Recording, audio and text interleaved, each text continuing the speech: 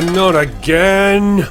Shelby Oaks is a 2025 American horror movie written and directed by YouTube movie critic Chris Stuckmann in his feature film debut, starring Camille Sullivan as Mia, Sarah Dern as her sister Riley, Brendan Sexton as Mia's husband Robert, and Robin Bartlett as a creepy old lady.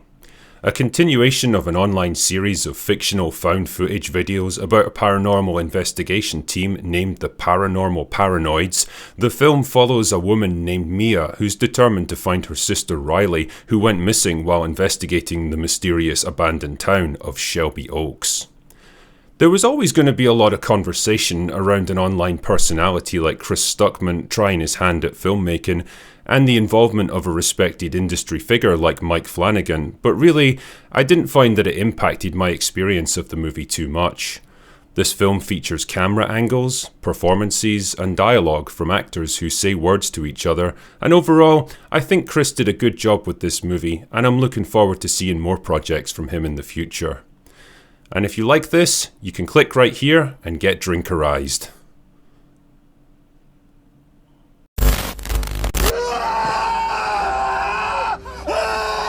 Damn man, I just had the wildest dream. Anyway, what the hell am I supposed to be talking about today? Oh yeah, Shelby Oaks.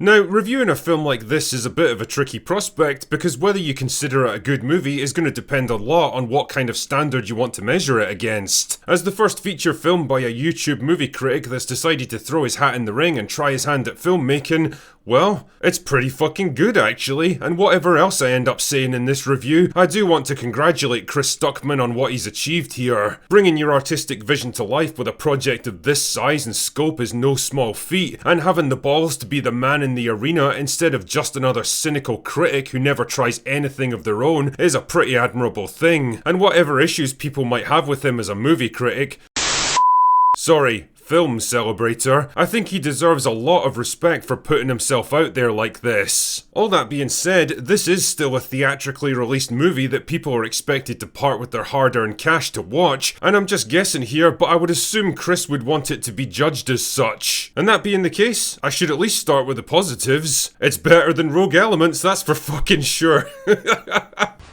Fake laugh, hiding real pain. On a technical level, I think Shelby Oaks is actually pretty good. What can I say? It looks like a legit movie. Whoever was DP on this thing did a solid job framing up their shots, setting the lighting properly and creating a nice sense of dynamic movement. All the usual locations you'd expect in a horror flick are present and correct. Abandoned buildings, creepy cabins in the woods and underground tunnels, and they all look pretty decent. There's even a few pretty effective jump scares in there. Nothing that's gonna have you soiling your pants or anything, but enough to prove that Stuckmann understands how to draw out the tension and pull the trigger at just the right moments. Performances are generally fine, I guess. Nobody goes into low-budget horror movies looking for Oscar-winning acting, but I think the cast does the best they can with the material they're given. Camille Sullivan carries the bulk of the movie with a solid, if slightly unspectacular, performance as Mia. She's a bit anemic at times, especially near the start, but she definitely seems to grow in confidence as the story progresses. All of this is my way of saying that if Chris Stuckmann's goal with Shelby Oaks was to prove that he's a competent director with potential to go on to better things, then mission accomplished. That being said, Shelby Oaks is a movie with problems and most of them stem from the script. The biggest of which is that it can't seem to decide what it is, so it tries to be a bit of everything,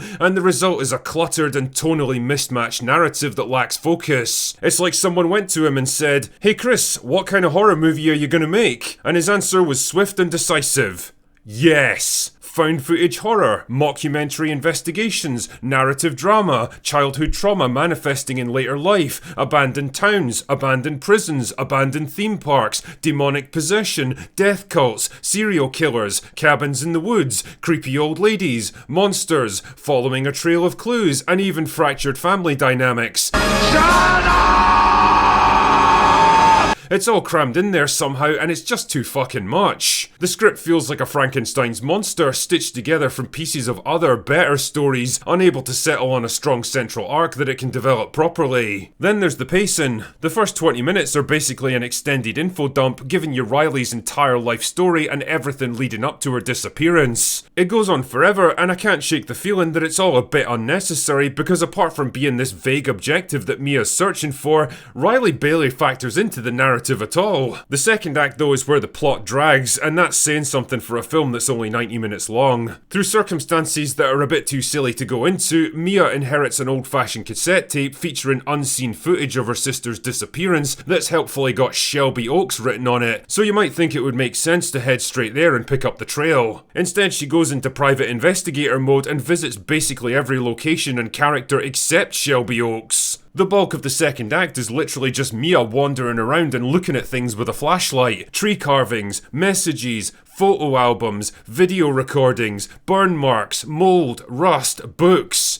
It's never ending, and most of it doesn't really progress the story either. It's just there to eat up time. A prime example of this narrative bloat is Keith David's scene, where he's literally just there to deliver 2 minutes of exposition and is never seen again. I mean, I love Keith David as an actor. Everyone loves Keith David, but the way he delivers his lines here, it feels like he just showed up on the day, read the script like 5 minutes before shooting, collected his paycheck and left. I mean, if you've got a guy of that caliber on set, use him. And as for the finale, well, this is where most horror movies tend to come undone, because the moment you understand the nature of the threat, it stops being scary, and so you have to rely on strong character payoffs to carry the day. Shelby Oaks definitely takes a crack at this, but the way it plays out with one character getting blasted through a window and eaten by hellhounds that just conveniently show up, well, it felt more amusing than scary. Ultimately, Shelby Oaks is kind of what I expected after all the hype and speculation, neither an artistic triumph or an embarrassing disaster, but instead a flawed and cautious kind of movie from a filmmaker who's still finding his feet in the industry. There's nothing in it that you haven't seen a million times before, and probably seen done better, and at the end of the day, the worst I can say about Shelby Oaks is that it's just another horror movie. Unfortunately, the best I can say about it is that it's also just another horror movie. Anyway, that's all I've got for today. Go away now.